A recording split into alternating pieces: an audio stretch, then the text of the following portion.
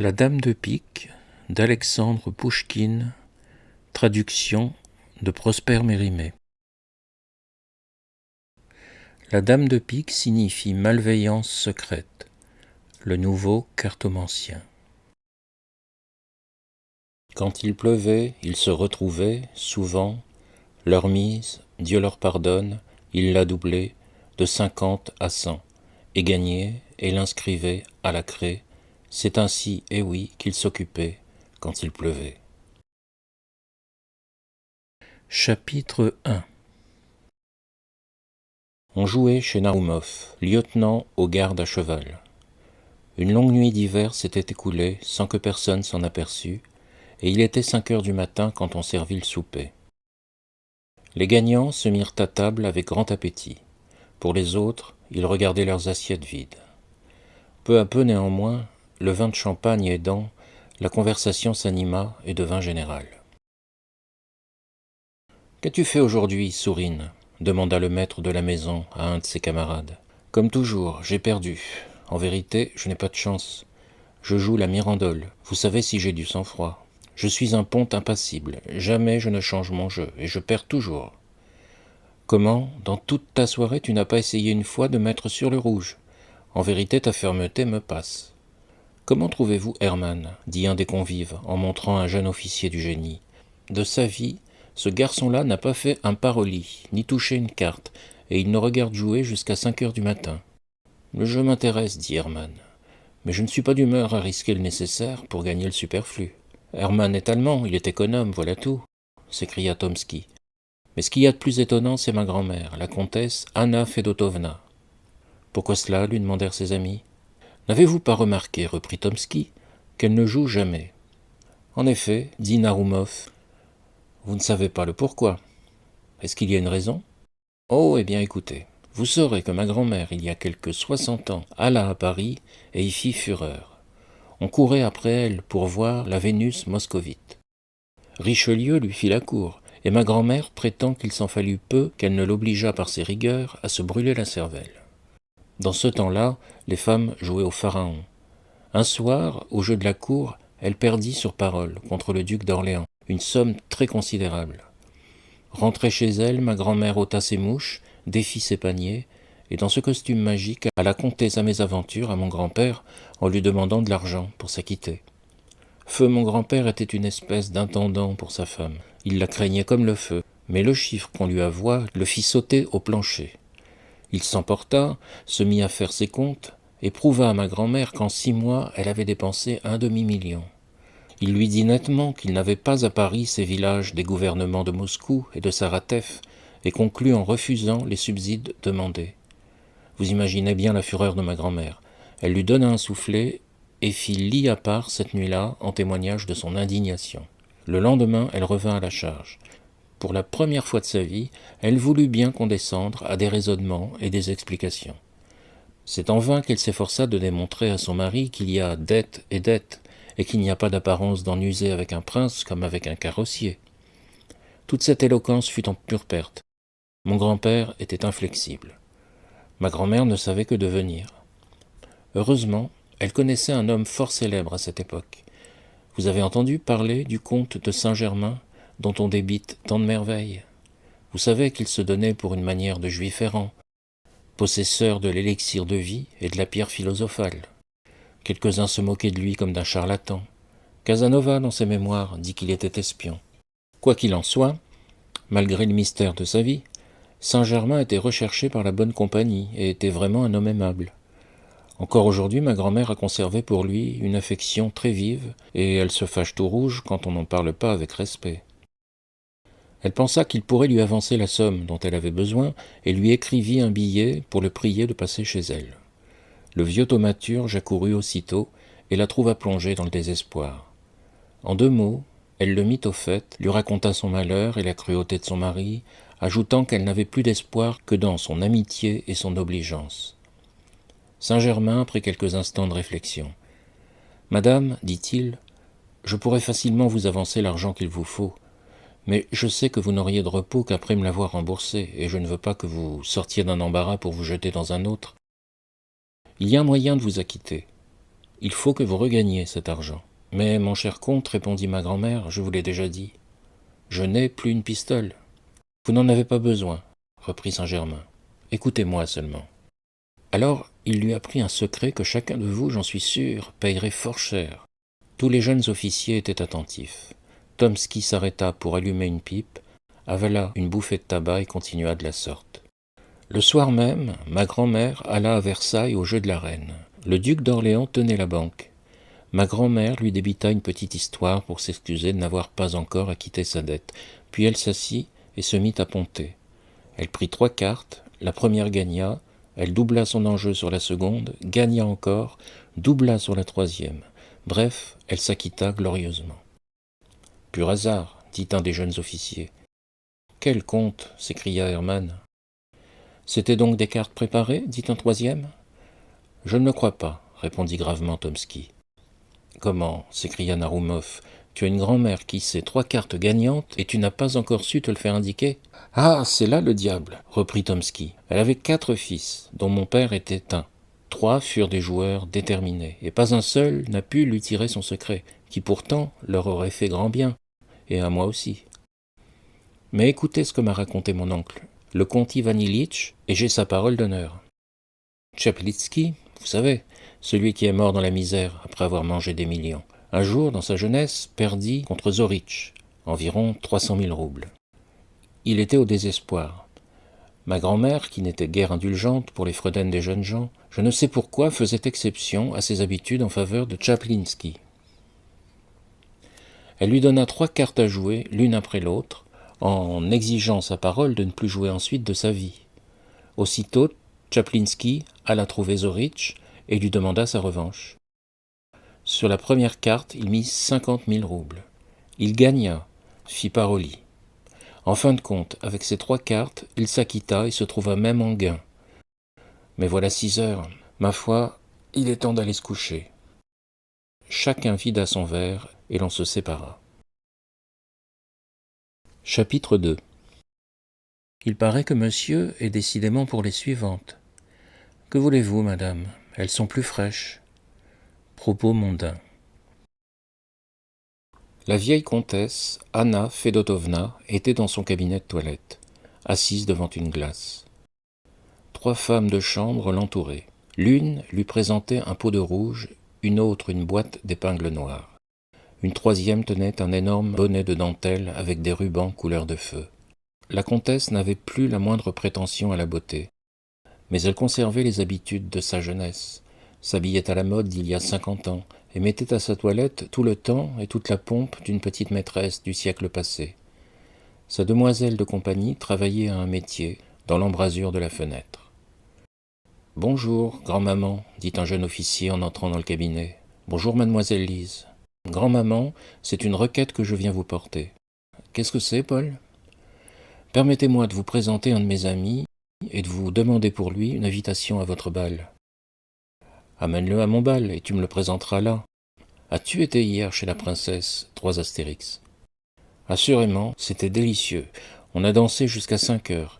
Mademoiselle Eletsky était à ravir. »« Ma foi, mon cher, tu n'es pas difficile. En fait de beauté, c'est sa grand-mère, la princesse Daria Petrovna, qu'il fallait voir. Mais dis donc, elle doit être bien vieille, la princesse Daria Petrovna. »« Comment vieille ?» s'écria étourdiment Tomsky. « Il y a 7 ans qu'elle est morte. » La demoiselle de compagnie leva la tête et fit un signe au jeune officier. Il se rappela aussitôt que la consigne était de cacher à la comtesse la mort de ses contemporains. Il se mordit la langue. Mais d'ailleurs la comtesse garda le plus beau sang-froid en apprenant que sa vieille amie n'était plus de ce monde. « Morte » dit-elle. « Tiens, je ne le savais pas. Nous avons été nommées ensemble demoiselles d'honneur, et quand nous fûmes présentées, l'impératrice, la vieille comtesse raconta pour la 100e fois une anecdote de ses jeunes années. « Paul, dit-elle en finissant, aide-moi à me lever. Lizanska, où est ma tabatière ?» Et, suivie de ses 3 femmes de chambre, elle passa derrière un grand paravent pour achever sa toilette. Tomsky demeurait en tête-à-tête avec la demoiselle de compagnie. « Quel est ce monsieur que vous voulez présenter à madame ?» demanda à voix basse Lizabeta Ivanovna. « Narumov. Vous le connaissez ? Non. Est-il militaire ? Oui. Dans le génie ? Non, dans les chevaliers gardes. Pourquoi donc croyez-vous qu'il était dans le génie ?» La demoiselle de compagnie sourit mais ne répondit pas. « Paul, s'écria la comtesse de derrière son paravent, envoie-moi un roman nouveau, n'importe quoi. Seulement, vois-tu, pas dans le goût d'aujourd'hui. Comment vous le faut-il, grand-maman ? Un roman où le héros n'étrangle ni père ni mère, et où il n'y ait pas de noyés. Rien ne me fait plus peur que les noyés. Où trouvez à présent un roman de cette espèce ? En voudriez-vous un russe ? Bah, est-ce qu'il y a des romans russes ? Tu m'en enverras un, n'est-ce pas ? Tu n'oublieras pas. Je n'y manquerai pas. Adieu, grand-maman. Je suis bien pressé. Adieu, Lisabeta Ivanovna. Pourquoi donc vouliez-vous que Narumov fût dans le génie ? Et Tomsky sortit du cabinet de toilette. Lisabeta Ivanovna, restée seule, reprit sa tapisserie et s'assit dans l'embrasure de la fenêtre. Aussitôt, dans la rue, à l'angle d'une maison voisine, parut un jeune officier. Sa présence fit aussitôt rougir jusqu'aux oreilles la demoiselle de compagnie. Elle baissa la tête et la cacha presque sous son canevas. En ce moment, la comtesse rentra, complètement habillée. « Lizanska, dit-elle, fais atteler. Nous allons faire un tour de promenade. » Lisabeta se leva aussitôt et se mit à ranger sa tapisserie. « Eh bien, qu'est-ce que c'est, petite ? Es-tu sourde ? Va dire qu'on attelle tout de suite. »« J'y vais, répondit la demoiselle de compagnie, et elle courut dans l'antichambre. Un domestique entra, apportant des livres de la part du prince Paul Alexandrovitch. Bien des remerciements. « Lizanska, où court-elle comme cela ? » ?»« J'allais m'habiller, madame. »« Nous avons le temps, petite, assieds-toi. Prends le premier volume et lis-moi. » La demoiselle de compagnie prit le livre et lut quelques lignes. « Plus haut, dit la comtesse, qu'as-tu donc ? Est-ce que tu es enroué ? Attends, approche-moi ce tabouret, plus près. Bon. » Lisabeta Ivanovna lut encore 2 pages. La comtesse bâilla. « Jette cet ennuyeux livre, dit-elle. Quel fatras ! Renvoie cela au prince Paul et fais-lui bien mes remerciements. »« Et cette voiture, est-ce qu'elle ne viendra pas ? » ?»« La voici, répondit Lisabeta Ivanovna en regardant par la fenêtre. »« Eh bien, tu n'es pas habillée ? Il faut donc toujours t'attendre. C'est insupportable. » Lisabeta courut à sa chambre. Elle y était depuis 2 minutes à peine que la comtesse sonnait de toute sa force. Ces 3 femmes de chambre entraient par une porte et le valet de chambre par une autre. « On ne m'entend donc pas, à ce qu'il paraît, s'écria la comtesse, qu'on aille dire à Lisaveta Ivanovna que je l'attends. » Elle entrait en ce moment avec une robe de promenade et un chapeau. « Enfin, mademoiselle, dit la comtesse, mais quelle toilette est-ce là ? Pourquoi cela ? À qui en veux-tu ? Voyons, quel temps fait-il ? Il fait du vent, je crois. »« Non, Excellence, dit le valet de chambre. Au contraire, il fait bien doux. »« Vous ne savez jamais ce que vous dites. Ouvrez-moi le vasistas. »« Je le disais bien. Un vent affreux, un froid glacial. Qu'ondait-elle ? Lizanska, ma petite, nous ne sortirons pas. Ce n'est pas la peine de te faire si belle. » Quelle existence, se dit tout bas la demoiselle de compagnie. En effet, Lisabeta Ivanovna était une bien malheureuse créature. « Il est amer, le pain de l'étranger, dit Dante.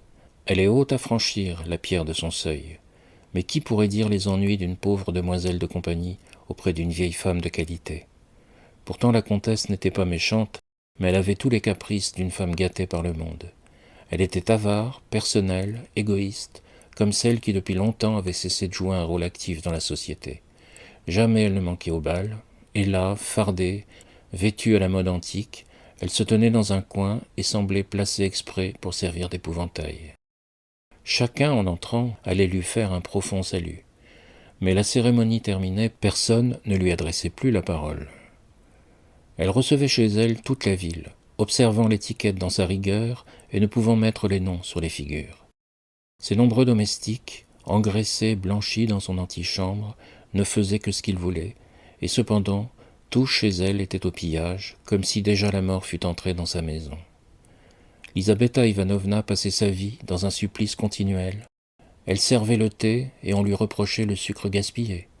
Elle lisait des romans à la comtesse, qui la rendaient responsable de toutes les sottises des auteurs. Elle accompagnait la noble dame dans ses promenades, et c'était à elle qu'on s'en prenait du mauvais pavé et du mauvais temps. Ses appointements, plus que modestes, n'étaient jamais régulièrement payés, et l'on exigeait qu'elle s'habillât comme tout le monde, c'est-à-dire comme fort peu de gens. Dans la société, son rôle était aussi triste. Tous la connaissaient, personne ne la distinguait. Au bal, elle dansait, mais seulement lorsqu'on avait besoin d'un vis-à-vis. Les femmes venaient la prendre par la main et l'emmenaient hors du salon quand il fallait arranger quelque chose à leur toilette. Elle avait de l'amour-propre et sentait profondément la misère de sa position. Elle attendait avec impatience un libérateur pour briser ses chaînes. Mais les jeunes gens, prudents au milieu de leur étourderie affectée, se gardaient bien de l'honorer de leurs attentions. Et cependant Lisabeta Ivanovna était 100 fois plus jolie que ces demoiselles, ou effrontées ou stupides, qu'ils entouraient de leurs hommages. Plus d'une fois, quittant le luxe et l'ennui du salon, elle allait s'enfermer seule dans sa petite chambre meublée d'un vieux paravent, d'un tapis rapiécé, d'une commode, d'un petit miroir et d'un lit en bois peint. Là, elle pleurait tout à son aise, à la lueur d'une chandelle de suif dans un chandelier en laiton. Une fois, c'était 2 jours après la soirée chez Narumov et 1 semaine avant la scène que nous venons d'esquisser. Un matin, Lisabeta était assise à son métier devant la fenêtre, qu'en promenant un regard distrait dans la rue, elle aperçut un officier du génie, immobile, les yeux fixés sur elle. Elle baissa la tête et se mit à son travail avec un redoublement d'application. Au bout de 5 minutes, elle regarda machinalement dans la rue. L'officier était à la même place. N'ayant pas l'habitude de coqueter avec les jeunes gens qui passaient sous ses fenêtres, elle demeura les yeux fixés sur son métier pendant près de 2 heures, jusqu'à ce que l'on vînt l'avertir pour dîner. Alors il fallut se lever, ranger ses affaires, et pendant ce mouvement, elle revit l'officier à la même place.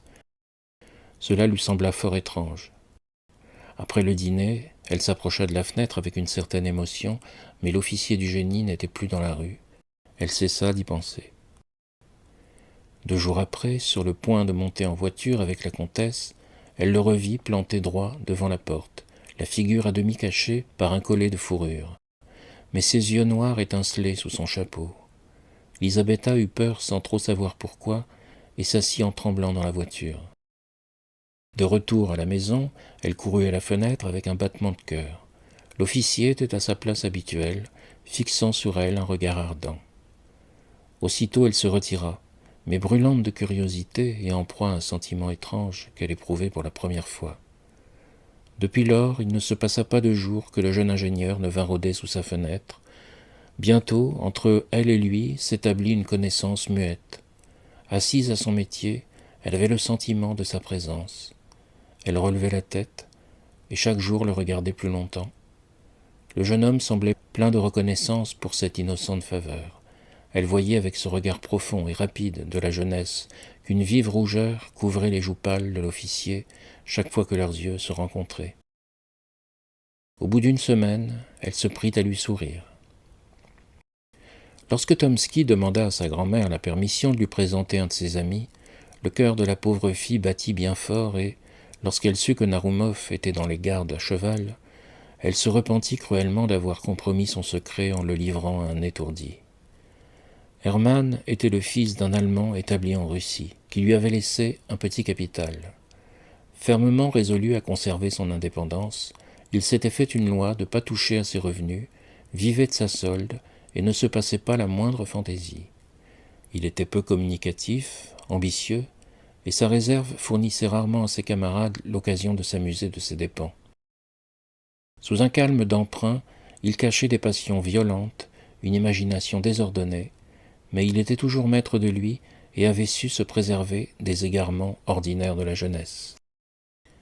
Ainsi, né joueur, jamais il n'avait touché une carte. Parce qu'il comprenait que sa position ne lui permettait pas, il le disait lui-même, de sacrifier le nécessaire dans l'espérance d'acquérir le superflu. Et cependant il passait des nuits entières devant un tapis vert, suivant avec une anxiété fébrile les chances rapides du jeu. L'anecdote des 3 cartes du comte de Saint-Germain avait fortement frappé son imagination, et toute la nuit il ne fit qu'y penser. Si pourtant, se disait-il le lendemain soir en se promenant dans les rues de Pétersbourg, si la vieille comtesse me confiait son secret, si elle voulait seulement me dire 3 cartes gagnantes. Il faut que je me fasse présenter, que je gagne sa confiance, que je lui fasse la cour. Oui, elle a 87 ans. Elle peut mourir cette semaine, demain peut-être. D'ailleurs, cette histoire, y a-t-il un mot de vrai là-dedans? Non, l'économie, la tempérance, le travail, voilà mes 3 cartes gagnantes. C'est avec elles que je doublerai, que je décuplerai mon capital. Ce sont elles qui m'assureront l'indépendance et le bien-être. Rêvant de la sorte, il se trouva dans une des grandes rues de Pétersbourg, devant une maison d'assez vieille architecture. La rue était encombrée de voitures, défilant une à une devant une façade splendidement illuminée. Il voyait sortir de chaque portière ouverte tantôt le petit pied d'une jeune femme, tantôt la botte à l'écuyère d'un général. Cette fois un bas à jour, cette autre un soulier diplomatique. Pélisses et manteaux passaient en procession devant un Suisse gigantesque. Hermann s'arrêta.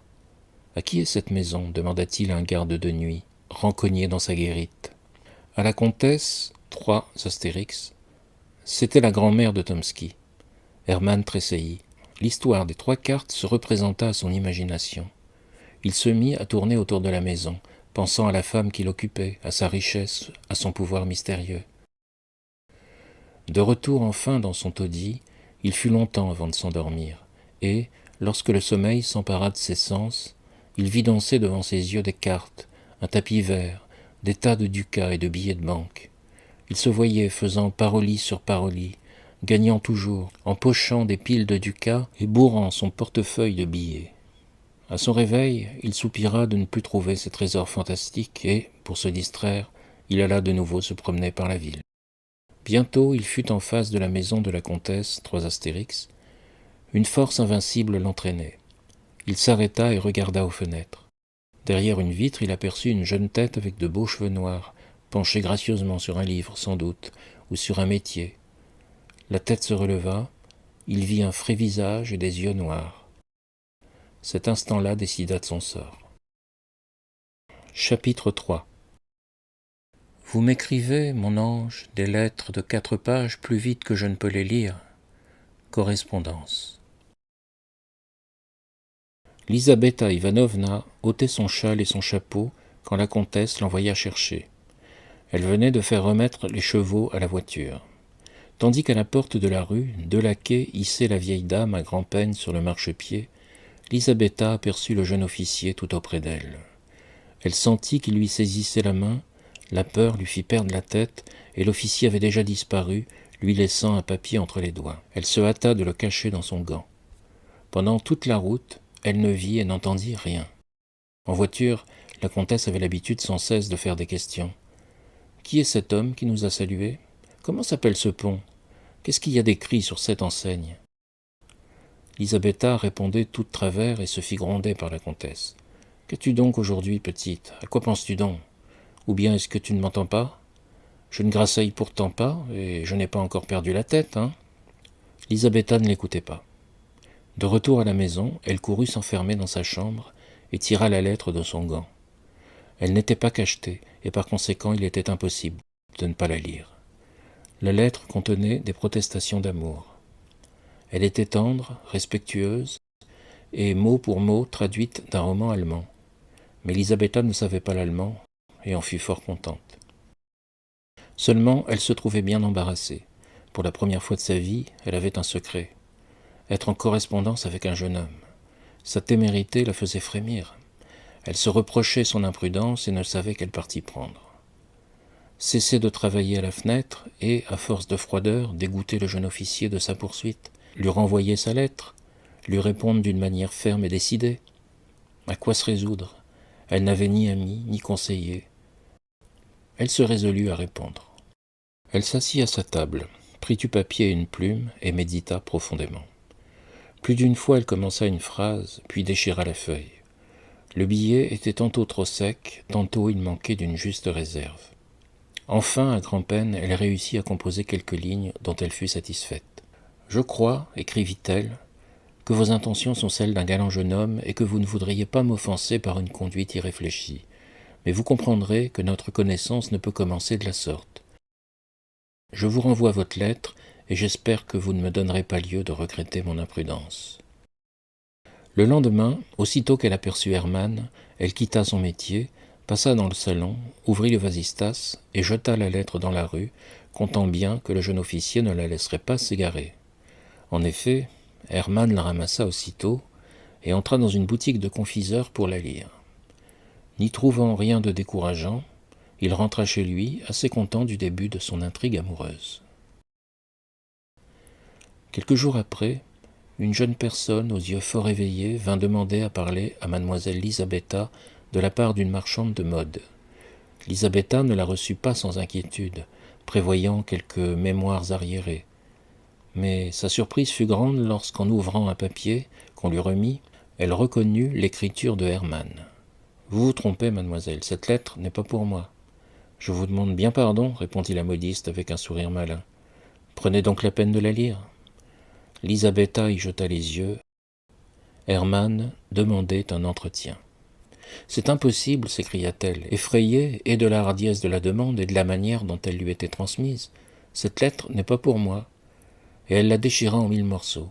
« Si cette lettre n'est pas pour vous, mademoiselle, pourquoi la déchirez-vous » reprit la modiste. « Il fallait la renvoyer à la personne à qui elle était destinée. »« Mon Dieu, ma bonne, excusez-moi, » dit Lisabetta tout déconcertée. « Ne m'apportez plus jamais de lettres, je vous en prie, et dites à celui qui vous envoie qu'il devrait rougir de son procédé. » Mais Hermann n'était pas homme à lâcher prise. Chaque jour, Lisabetta recevait une lettre nouvelle, arrivant tantôt d'une manière, tantôt d'une autre. Maintenant, ce n'était plus des traductions de l'allemand qu'on lui envoyait. Hermann écrivait sous l'empire d'une passion violente et parlait une langue qui était bien la sienne. Lisabetta ne put tenir contre ce torrent d'éloquence. Elle reçut les lettres de bonne grâce et bientôt y répondit. Chaque jour, ses réponses devenaient plus longues et plus tendres. Enfin, elle lui jeta par la fenêtre le billet suivant. « Aujourd'hui, il y a bal chez l'ambassadeur de... ***. La comtesse y va. Nous y resterons jusqu'à 2 heures. Voici comment vous pourrez me voir sans témoin. Dès que la comtesse sera partie, vers 11 heures, les gens ne manquent pas de s'éloigner. Il ne restera que le Suisse dans le vestibule, et il est presque toujours endormi dans son tonneau. Entrez dès que 11 heures sonneront, et aussitôt montez rapidement l'escalier. Si vous trouvez quelqu'un dans l'antichambre, vous demanderez si la comtesse est chez elle. On vous répondra qu'elle est sortie, et alors il faudra bien se résigner à partir. Mais très probablement vous ne rencontrerez personne. Les femmes de la comtesse sont toutes ensemble dans une chambre éloignée. Arrivez dans l'antichambre, prenez à gauche et allez tout droit devant vous jusqu'à ce que vous soyez dans la chambre à coucher de la comtesse. Là, derrière un grand paravent, vous trouverez 2 portes. Celle de droite ouvre dans un cabinet noir, celle de gauche donne dans un corridor au bout duquel est un petit escalier tournant. Il mène à ma chambre. Hermann frémissait comme un tigre à l'affût, en attendant l'heure du rendez-vous. Dès 10 heures, il était en faction devant la porte de la comtesse. Il faisait un temps affreux. Les vents étaient déchaînés, la neige tombait à larges flocons. Les réverbères ne jetaient qu'une lueur incertaine. Les rues étaient désertes. De temps en temps passait un fiacre fouettant une rosse maigre et cherchant à découvrir un passant attardé. Couvert d'une mince redingote, Hermann ne sentait ni le vent, ni la neige. Enfin parut la voiture de la comtesse. Il vit 2 grands laquais prendre par-dessous les bras ce spectre cassé et le déposer sur les coussins, bien empaqueté dans une énorme pelisse. Aussitôt après, enveloppée d'un petit manteau, la tête couronnée de fleurs naturelles, Lisabetta s'élança comme un trait dans la voiture. La portière se ferma et la voiture roula sourdement sur la neige molle. Le Suisse ferma la porte de la rue. Les fenêtres du premier étage devinrent sombres. Le silence régna dans la maison. Hermann se promenait de long en large. Bientôt il s'approcha d'un réverbère et regarda sa montre. 11 heures moins 20 minutes. Appuyé contre le réverbère, les yeux fixés sur l'aiguille, il comptait avec impatience les minutes qui restaient. À 11 heures juste, Hermann montait les degrés, ouvrait la porte de la rue, entrait dans le vestibule, en ce moment fort éclairé. Oh bonheur, point de Suisse. D'un pas ferme et rapide, il franchit l'escalier en un clin d'œil et se trouva dans l'antichambre. Là, devant une lampe, un valet de pied donnait étendu dans une vieille bergère toute crasseuse. Hermann passa prestement devant lui et traversa la salle à manger et le salon où il n'y avait pas de lumière. La lampe de l'antichambre lui servait à se guider. Le voilà enfin dans la chambre à coucher.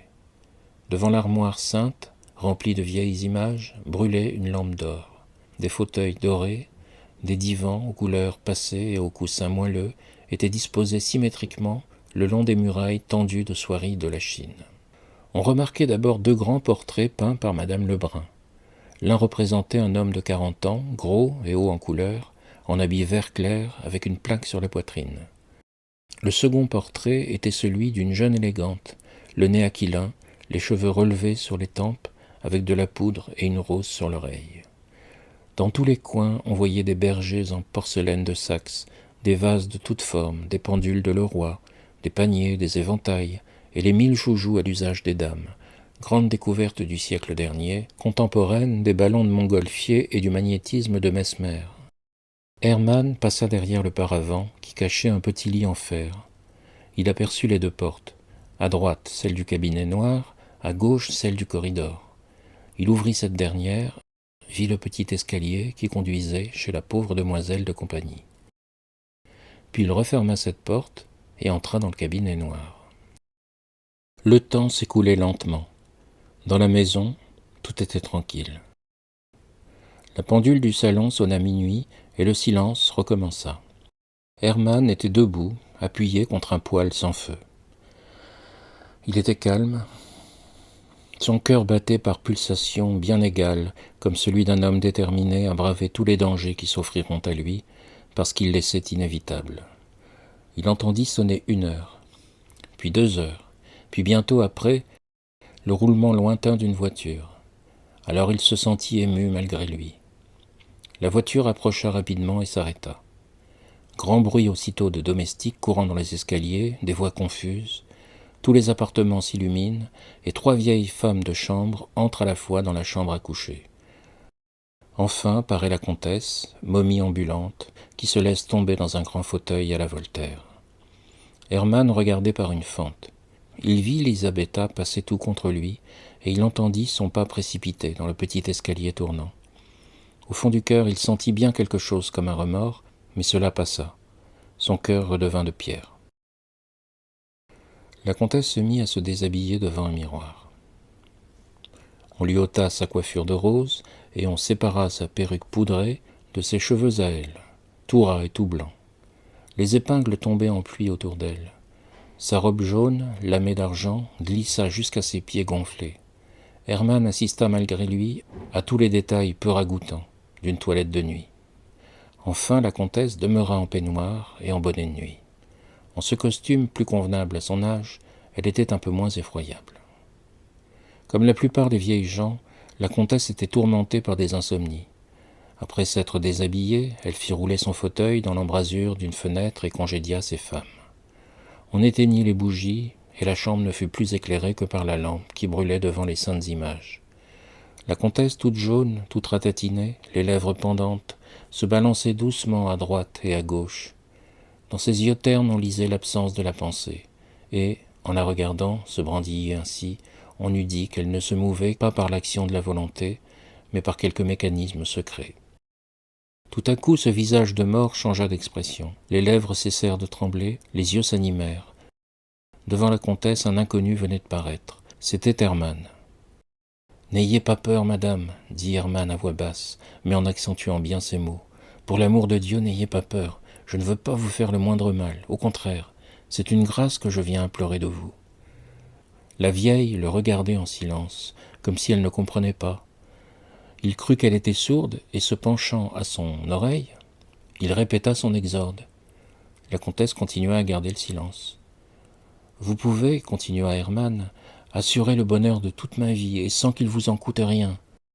Je sais que vous pouvez me dire 3 cartes qui... » Hermann s'arrêta. La comtesse comprit sans doute ce qu'on voulait d'elle. Peut-être cherchait-elle une réponse. Elle dit « C'était une plaisanterie, je vous le jure, une plaisanterie. » « Non, madame, répliqua Hermann, d'un ton colère. Souvenez-vous de Tchapliski, que vous fîtes gagner. » La comtesse parut troublée. Un instant, ses traits exprimèrent une vive émotion. Mais bientôt, ils reprirent une immobilité stupide. « Ne pouvez-vous pas, dit Hermann, m'indiquer 3 cartes gagnantes ?» La comtesse se taisait. Il continua. « Pourquoi gardez-vous pour vous ce secret? Pour vos petits-fils? Ils sont riches sans cela. Ils ne savent pas le prix de l'argent. À quoi leur serviraient vos 3 cartes? Ce sont des débauchés. Celui qui ne sait pas garder son patrimoine mourra dans l'indigence, eût-il la science des démons à ses ordres. Je suis un homme rangé, moi. Je connais le prix de l'argent. Vos 3 cartes ne seront pas perdues pour moi. Allons. » Il s'arrêta, attendant une réponse en tremblant. La comtesse ne disait mot. Hermann se mit à genoux.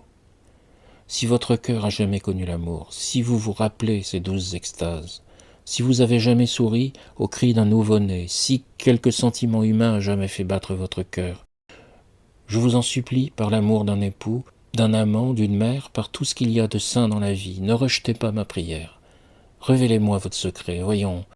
Peut-être se lie-t-il à quelque péché terrible, à la perte de votre bonheur éternel. N'auriez-vous pas fait quelque pacte diabolique? Pensez-y, vous êtes bien âgé, vous n'avez plus longtemps à vivre. Je suis prêt à prendre sur mon âme tous vos péchés, à en répondre seul devant Dieu. Dites-moi votre secret. Songez que le bonheur d'un homme se trouve entre vos mains, que non seulement moi, mais mes enfants, mes petits-enfants, nous bénirons tous votre mémoire et vous vénérerons comme une sainte. » La vieille comtesse ne répondit pas un mot. Hermann se releva. « Maudite vieille !» s'écria-t-il en grinçant des dents. « Je saurais bien te faire parler. » Et il tira un pistolet de sa poche. À la vue du pistolet, la comtesse, pour la seconde fois, montra une vive émotion. Sa tête branla plus fort. Elle étendit ses mains comme pour écarter l'arme, puis, tout d'un coup, se renversant en arrière, elle demeura immobile. « Allons, cessez de faire l'enfant, » dit Hermann en lui saisissant la main. « Je vous adjure pour la dernière fois. Voulez-vous me dire vos 3 cartes, oui ou non ?» La comtesse ne répondit pas. Hermann s'aperçut qu'elle était morte. Chapitre 4. 7 mai 1802 Astérix. Homme sans mœurs et sans religion. Correspondance. Lisabeta Ivanovna était assise dans sa chambre, encore en toilette de bal, plongée dans une profonde méditation. De retour à la maison, elle s'était hâtée de congédier sa femme de chambre en lui disant qu'elle n'avait besoin de personne pour se déshabiller, et elle était montée dans son appartement, tremblant d'y trouver Hermann. Désirant de même, ne l'y pas trouver. Du premier coup d'œil, elle s'assura de son absence et remercia le hasard qui avait fait manquer leur rendez-vous. Elle s'assit toute pensive, sans songer à changer de toilette, et se mit à repasser dans sa mémoire toutes les circonstances d'une liaison commencée depuis si peu de temps et qui pourtant l'avait déjà menée si loin. 3 semaines s'étaient à peine écoulées depuis que de sa fenêtre elle avait aperçu le jeune officier, et déjà elle lui avait écrit, et il avait réussi à obtenir d'elle un rendez-vous, la nuit. Elle savait son nom. Voilà tout. Elle en avait reçu quantité de lettres, mais jamais il ne lui avait adressé la parole. Elle ne connaissait pas le son de sa voix. Jusqu'à ce soir-là même, chose étrange, elle n'avait jamais entendu parler de lui. Ce soir-là, Tomsky, croyant s'apercevoir que la jeune princesse Pauline, 3 Astérix, auprès de laquelle il était fort assidu, coquetait, contre son habitude, avec un autre que lui, avait voulu s'en venger en faisant parade d'indifférence. Dans ce beau dessein, il avait invité Lisabeta pour une interminable mazurka. Il lui fit force plaisanterie sur sa partialité sur les officiers de l'armée du génie, et, tout en feignant d'en savoir beaucoup plus qu'il n'en disait, il arriva que quelques-unes de ces plaisanteries tombèrent si justes que plus d'une fois Lisabeta put croire que son secret était découvert.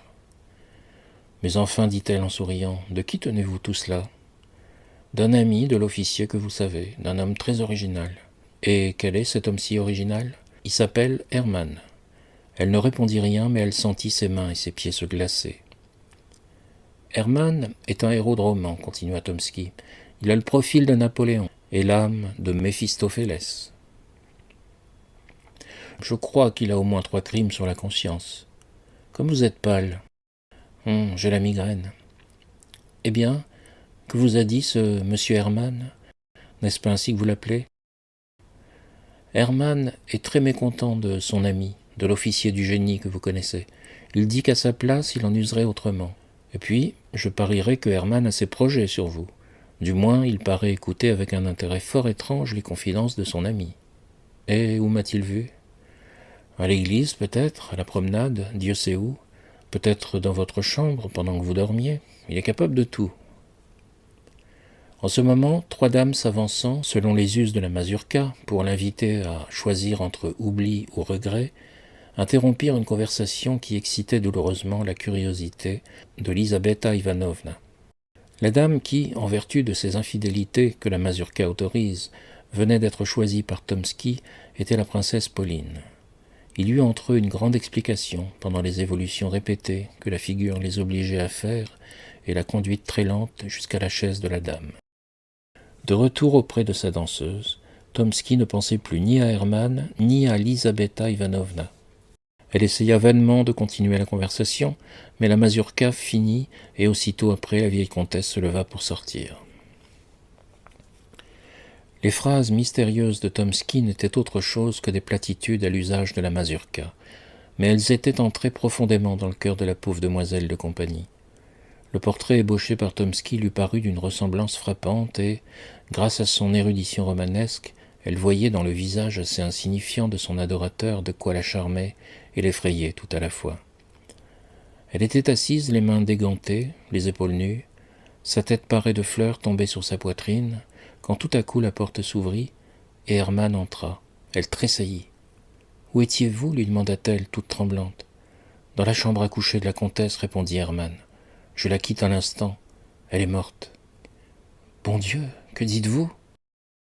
« Et je crains, continua-t-il, d'être cause de sa mort. » Lizaveta Ivanovna le regardait tout effarée, et la phrase de Tomsky lui revint en mémoire.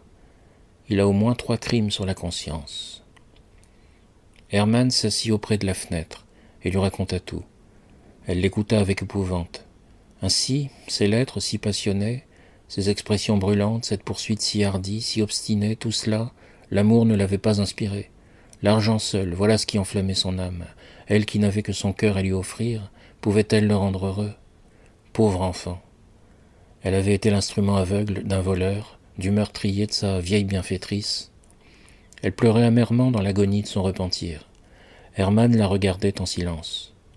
Mais ni les larmes de l'infortunée, ni sa beauté rendue plus touchante par la douleur, ne pouvaient ébranler cette âme de fer. Il n'avait pas un remords en songeant à la mort de la comtesse. Une seule pensée le déchirait, c'était la perte irréparable du secret dont il avait attendu sa fortune. « Mais vous êtes un monstre !» s'écria Lizaveta après un long silence. « Je ne voulais pas la tuer, répondit-il froidement. Mon pistolet n'était pas chargé. » Ils demeurèrent longtemps sans se parler, sans se regarder. Le jour venait, Lizaveta éteignit la chandelle qui brûlait dans la bobèche. La chambre s'éclaira d'une lumière blafarde. Elle essuya ses yeux noyés de pleurs et les leva sur Hermann. Il était toujours près de la fenêtre, les bras croisés, fronçant le sourcil. Dans cette attitude, il lui rappela involontairement le portrait de Napoléon. Cette ressemblance l'accabla. « Comment vous faire sortir d'ici » lui dit-elle enfin. « Je pensais à vous faire sortir par l'escalier dérobé, mais il faudrait passer par la chambre de la comtesse, et j'ai trop peur. Dites-moi seulement où je trouverai cet escalier dérobé, j'irai bien seule. » Elle se leva, chercha dans un tiroir une clé qu'elle remit à Hermann, en lui donnant tous les renseignements nécessaires. Hermann prit sa main glacée, déposa un baiser sur son front qu'elle baissait, il sortit. Il descendit l'escalier tournant, et entra dans la chambre de la comtesse. Elle était assise dans son fauteuil, toute raide, les traits de son visage n'étaient point contractés. Il s'arrêta devant elle, et la contempla quelque temps comme pour s'assurer de l'effrayante réalité. Puis il entra dans le cabinet noir et, en tâtant la tapisserie, découvrit une petite porte qui ouvrait sur un escalier. En descendant, d'étranges idées lui vinrent en tête. Par cet escalier, se disait-il, il y a quelque 60 ans, à pareille heure, sortant de cette chambre à coucher, en habit brodé, coiffé à l'oiseau royal, serrant son chapeau à 3 cornes contre sa poitrine, on aurait pu surprendre quelque galant, enterré depuis de longues années, et, aujourd'hui même, le cœur de sa vieille maîtresse a cessé de battre. Au bout de l'escalier, il trouva une autre porte que sa clé ouvrit. Il entra dans un corridor, et bientôt il gagna la rue. Chapitre 5. La défunte baronne von W. de Astérix m'apparut cette nuit-là. Elle était vêtue de blanc et me dit « Bonjour, monsieur le conseiller. Swedenborg. » 3 jours après cette nuit fatale, à 9h du matin, Hermann entrait dans le couvent de 3 Astérix, où l'on devait rendre les derniers devoirs à la dépouille mortelle de la vieille comtesse. Il n'avait pas de remords, et cependant il ne pouvait se dissimuler qu'il était l'assassin de cette pauvre femme. N'ayant pas de foi, Il avait, selon l'ordinaire, beaucoup de superstitions. Persuadé que la comtesse morte pouvait exercer une maligne influence sur sa vie, il s'était imaginé qu'il apaiserait ses mânes en assistant à ses funérailles. L'église était pleine de monde et il eut beaucoup de peine à trouver place. Le corps était disposé sur un riche catafalque sous un baldaquin de velours. La comtesse était couchée dans sa bière, les mains jointes sur la poitrine, avec une robe de satin blanc et des coiffes de dentelle. Autour du catafalque, la famille était réunie. Les domestiques en cafetan noir, avec un nœud de ruban armorié sur l'épaule, un cierge à la main. Les parents en grand deuil, enfants, petits-enfants, arrière-petits-enfants, personne ne pleurait. Les larmes eussent passé pour une affectation. La comtesse était si vieille que sa mort ne pouvait surprendre personne, et l'on s'était accoutumé depuis longtemps à la regarder comme déjà hors de ce monde. Un prédicateur célèbre prononça l'oraison funèbre. Dans quelques phrases simples et touchantes, il peignit le départ final du juste qui a passé de longues années dans les préparatifs attendrissants d'une fin chrétienne. L'ange de la mort l'a enlevé, dit l'orateur, au milieu de l'allégresse de ses pieuses méditations et dans l'attente du fiancé de minuit. Le service s'acheva dans le recueillement convenable. Alors les parents vinrent faire leurs derniers adieux à la défunte. Après eux, en longue procession, tous les invités à la cérémonie s'inclinèrent pour la dernière fois devant celle qui, depuis tant d'années, avait été un épouvantail pour leurs amusements. La maison de la comtesse s'avança à la dernière. On remarquait une vieille gouvernante, du même âge que la défunte, soutenue par deux femmes. Elle n'avait pas la force de s'agenouiller, mais des larmes coulèrent de ses yeux quand elle baisa la main de sa maîtresse. À son tour, Hermann s'avança vers le cercueil. Il s'agenouilla un moment sur les dalles jonchées de branches de sapin. Puis il se leva et, pâle comme la mort, il monta les degrés du catafalque et s'inclina, quand tout à coup il lui sembla que la morte le regardait d'un œil moqueur en clignant un œil. Hermann, d'un brusque mouvement, se rejeta en arrière et tomba à la renverse. On s'empressa de le relever. Au même instant, sur le parvis de l'église, Lizaveta Ivanovna tombait sans connaissance. Cet épisode troubla pendant quelques minutes la pompe de la cérémonie funèbre. Les assistants chuchotaient, et un chambellan chafouin, proche parent de la défunte, murmura à l'oreille d'un Anglais qui se trouvait près de lui. « Ce jeune officier est un fils de la comtesse, de la main gauche, s'entend. » À quoi l'Anglais répondit « Oh !» Hermann fut en proie à un malaise extraordinaire.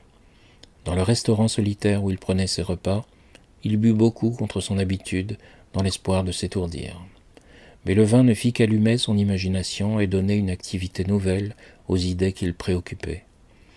Il rentra chez lui de bonne heure, se jeta tout habillé sur son lit et s'endormit d'un sommeil de plomb. Lorsqu'il se réveilla, il était nuit, la lune éclairait sa chambre. Il regarda l'heure, il était 3h moins quart. Il n'avait plus envie de dormir. Il était assis sur son lit et pensait à la vieille comtesse. En ce moment, quelqu'un dans la rue s'approcha de la fenêtre, comme pour regarder dans sa chambre, et passa aussitôt. Hermann y fit à peine attention. Au bout d'une minute, il entendit ouvrir la porte de son antichambre. Il crut que son denchik, ivre, selon son habitude, rentrait de quelque excursion nocturne. Mais bientôt il distingua un pas inconnu. Quelqu'un entrait en traînant doucement des pantoufles sur le parquet. La porte s'ouvrit, et une femme vêtue de blanc s'avança dans sa chambre.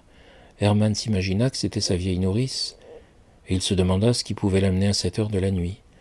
Mais la femme en blanc, traversant la chambre avec rapidité, fut en un moment au pied de son lit. Et Hermann reconnut la comtesse. « Je viens à toi contre ma volonté, dit-elle d'une voix ferme. Je suis contrainte d'exaucer ta prière. 3 7 gagneront pour toi l'un après l'autre. Mais tu ne joueras pas plus d'une carte en 24 heures, et après, pendant toute ta vie, tu ne joueras plus.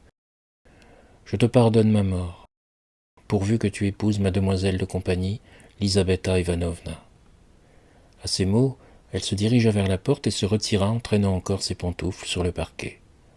Hermann l'entendit pousser la porte de l'antichambre et vit un instant après une figure blanche passer dans la rue et s'arrêter devant la fenêtre, comme pour le regarder. Hermann demeura quelque temps tout abasourdi. Il se leva et entra dans l'antichambre. Son denchik, ivre comme à l'ordinaire, dormait couché sur le parquet. Il eut beaucoup de peine à le réveiller et n'en put obtenir la moindre explication. La porte de l'antichambre était fermée à clé. Hermann rentra dans sa chambre et écrivit aussitôt toutes les circonstances de sa vision. Chapitre 6. Attendez. Comment osez-vous me dire « attendez » ? Votre Excellence, j'ai dit « veuillez attendre ». Deux idées fixes ne peuvent exister à la fois dans le monde moral, de même que dans le monde physique, deux corps ne peuvent occuper à la fois la même place. 3-7 As effacèrent bientôt dans l'imagination de Hermann le souvenir des derniers moments de la comtesse. 3-7 As ne lui sortait plus de la tête et venait à chaque instant sur ses lèvres. Rencontrait-il une jeune personne dans la rue ? Quelle jolie taille, disait-il, elle ressemble à un 3 de cœur. On lui demandait l'heure, il répondait 7 de carreau moins quart. Tout gros homme qu'il voyait lui rappelait un as. 3-7 As le suivait en songe et lui apparaissait sous maintes formes étranges. Il voyait des 3 s'épanouir comme des Magnolia grandiflora. Des 7 s'ouvraient en portes gothiques. Des as se montraient suspendus comme des araignées monstrueuses. Toutes ses pensées se concentraient vers un seul but. Comment mettre à profit ce secret si chèrement acheté ? Il songeait à demander un congé pour voyager. À Paris, se disait-il, il découvrirait quelques maisons de jeu où il ferait en 3 coups sa fortune. Le hasard le tira bientôt d'embarras. Il y avait à Moscou une société de joueurs riches sous la présidence du célèbre Tchekalinsky, qui avait passé toute sa vie à jouer et qui avait amassé des millions, car il gagnait des billets de banque et ne perdait que de l'argent blanc. Sa maison magnifique, sa cuisine excellente, ses manières ouvertes lui avaient fait de nombreux amis et lui attiraient la considération générale. Il vint à Pétersbourg. Aussitôt la jeunesse accourut dans ses salons, oubliant les bals pour les soirées de jeu et préférant les émotions du tapis vert aux séductions de la coquetterie. Hermann fut conduit chez Tchekalinsky par Naroumov. Ils traversèrent une longue enfilade de pièces remplies de serviteurs polis et empressés. Il y avait foule partout. Des généraux et des conseillers privés jouaient au whist. Des jeunes gens étaient étendus sur les divans, prenaient des glaces et fumant de grandes pipes. Dans le salon principal, devant une longue table autour de laquelle se serraient une vingtaine de joueurs, le maître de la maison tenait une banque de pharaon. C'était un homme de 60 ans environ, d'une physionomie douce et noble, avec des cheveux blancs comme la neige. Sur son visage plein et fleuri, on lisait la bonne humeur et la bienveillance. Ses yeux brillaient d'un sourire perpétuel. Naroumov lui présenta Hermann. Aussitôt, Tchekalinsky lui tendit la main, lui dit qu'il était le bienvenu, qu'on ne faisait pas de cérémonie dans sa maison, et il se remit à tailler. La taille dura longtemps. On pontait sur plus de 30 cartes. À chaque coup, Tchekalinsky s'arrêtait pour laisser aux gagnants le temps de faire des parolies, payer, écouter civilement les réclamations, et plus civilement encore faisait abattre les cornes qu'une main distraite s'était permise. Enfin la taille finit. Tchekalinsky mêla les cartes et se prépara à en faire une nouvelle. « Permettez-vous que je prenne une carte » dit Hermann, allongeant la main par-dessus un gros homme qui obstruait tout un côté de la table. Tchekalinsky, en lui adressant un gracieux sourire, s'inclina poliment en signe d'acceptation. Naroumov complimenta en riant Hermann sur la fin de son austérité d'autrefois, et lui souhaita toutes sortes de bonheur pour son début dans la carrière du jeu. « Va, dit Hermann, après avoir écrit un chiffre sur le dos de sa carte. « Combien » demanda le banquier en clignant des yeux. « Excusez, je ne vois pas. 47 000 roubles, dit Hermann. À ces mots, toutes les têtes se levèrent, tous les regards se dirigèrent sur Hermann.